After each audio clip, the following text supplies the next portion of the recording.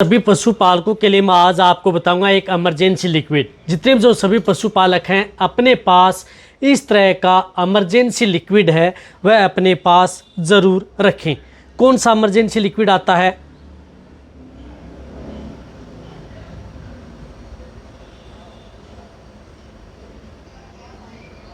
उसकी कितनी डोज होती है, कब कैसे आपको उपयोग करना है, उस लिक्विड का उपयोग आप अपने पशु में कब कैसे कराएं, आज की वीडियो के अंदर मैं आपको पूरी डिटेल से बताऊंगा। तो वह अपने पास रख लेंगे तो आप अपने पशु को कई तरह की जो बीमारियां हैं उनसे आप अपने पशु को बचा सकते हैं। क्या मिला हुआ आता है, क्या होता है, उसके बारे में आज की वीडियो के अंदर मैं डिटेल से बताऊंगा, क्योंकि बहुत इस तरह की जो बीमारियां हैं इस तरह के वेदर के अंदर पशु में देखने को मिलती हैं। उसकी वजह से बहुत पशुपालकों को बहुत ही ज़्यादा भारी नुकसान उठाना पड़ता है। तो आप कई तरह की बीमारियों से और आप अपने पशु को मरने से भी बचा सकते हैं। तो क्या देना चाहिए, कौन सा रखना चाहिए, कितनी डोज है, आज की वीडियो के अंदर कौन से पशु को देना चाहिए, पूरी डिटेल से मैं आपको बताऊँगा।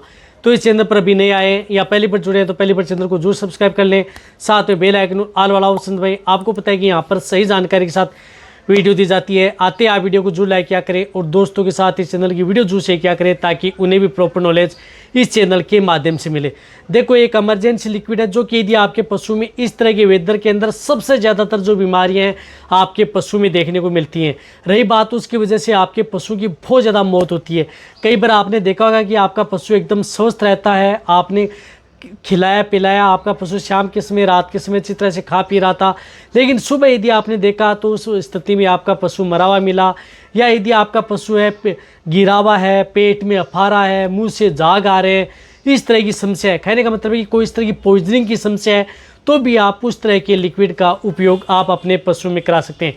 तो क्योंकि इस तरह की बारिश के मौसम में भी पशु में जिस प्रकार से किसी भी इस तरह का चारा खिला देते हैं या चारे के साथ कुछ इस तरह का जो यदि पॉइजन की शिकायत है या कुछ इस तरह का चारा होता है जिससे पशु में जहर फैलता है बॉडी के अंदर, या कई बार यदि जो पशुपालक हैं या जो किसान भाई हैं वो क्या करते हैं कि इस मौसम के अंदर जिस प्रकार से कोई कीटनाशक दवा का उपयोग जिस प्रकार से करते हैं, किस पर, फसल पर करते हैं, तो वह चारा यदि आप भूलवंश में काट लिया या यदि आपके पशु ने खुल करके खा लिया है तो उसकी वजह से भी पशु में बहुत ज़्यादा पॉइजनिंग के केस हमें इस वेदर के अंदर हमें देखने को मिलते हैं।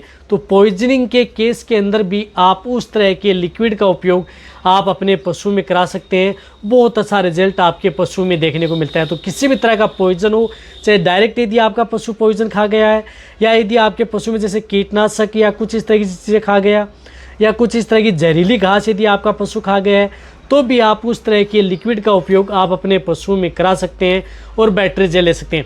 इसी तरह से अब क्या होता है कि पशु में सबसे ज़्यादातर देखने को मिलता है पेट में अफारा है, पेट में गैस बनना, इस तरह की समस्या है जो किसी भी तरह के वेदर के अंदर आपके पशु में देखने को मिल सकती है।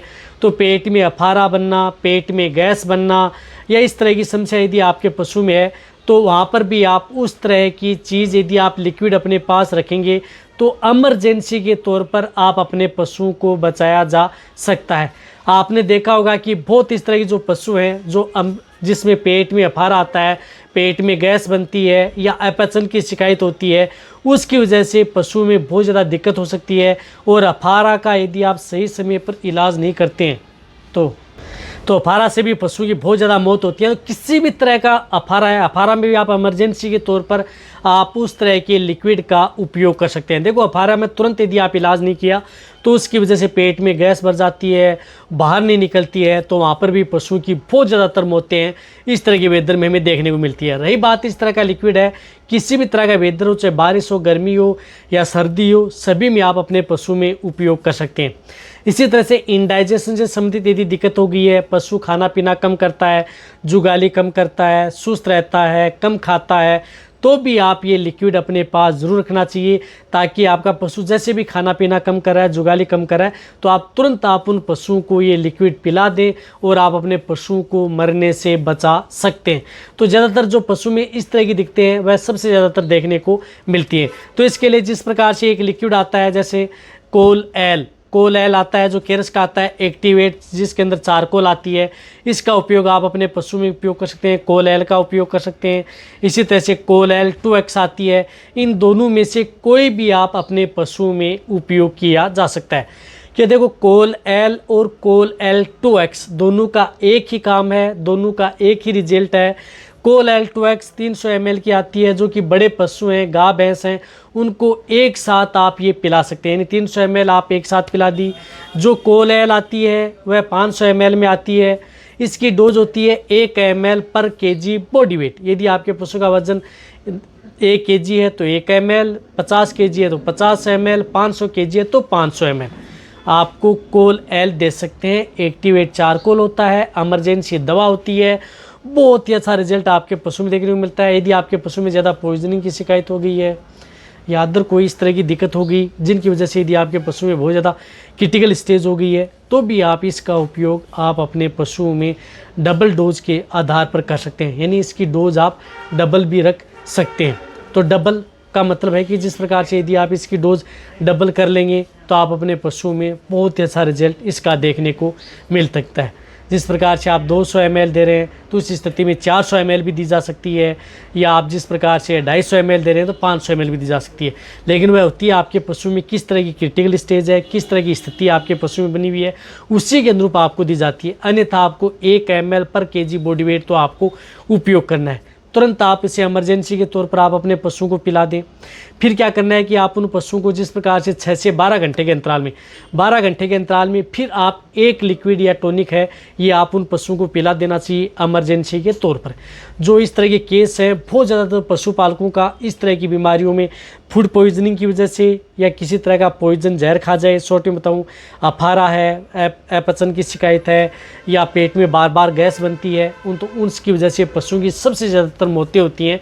तो उनके बचाव के लिए आपको क्या करना है कि ये कोल-एल आप अपने पास रख सकते हैं। ये जिस प्रकार से 500 ml है, इसकी MRP आपको जिस प्रकार से 200-250 रुपये के लगभग आपको मिल जाती है। इतना महंगा भी आता नहीं है, रिजल्ट भी बहुत है।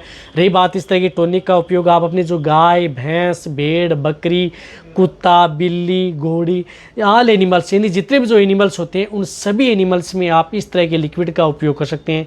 चाहे आपका पशु प्रेग्नेंट हो, चाहे दूध देने वाला हो, सभी तरह के पशुओं के लिए इस तरह के जो लिक्विड होते हैं वह आपके पशुओं के लिए सेफ रहते हैं, सुरक्षित रहते हैं। इनका किसी भी तरह का कोई भी असर है आपके पशुओं में नहीं रहता है। कहने का मतलब है कि किसी तरह की दूध है या अदर जो मीट के तौर पर भी यदि आप अपने पशु में उपयोग कर रहे हैं तो भी इसका कोई भी असर उनमें नहीं रहता है। तो कहने का मतलब है चाहे आप कोल-एल रखें अपने पास, चाहे कोल-एल 2X रखें, या अदर किसी कंपनी का एक्टिवेट जो चारकोल लिक्विड आता है उनमें से किसी भी कंपनी ब्रांड है उसका आप रख सकते हैं और आप अपने पशुओं को क्रिटिकल स्टेज में। तो ये इमरजेंसी लिक्विड है, अपने पास सभी पशुपालक हर समय एनी टाइम अपने पास रहना चाहिए ताकि इमरजेंसी के तौर पर आप इसका उपयोग कर सकें और आप अपने पशुओं को बचा सकें। ये अभी रख लें, यदि नहीं है तो वीडियो सभी पशुपालक हैं उन सभी के साथ ये वीडियो शेयर करें। इसी तरह से आप मेरी वीडियो देखते रहें। थैंक्स।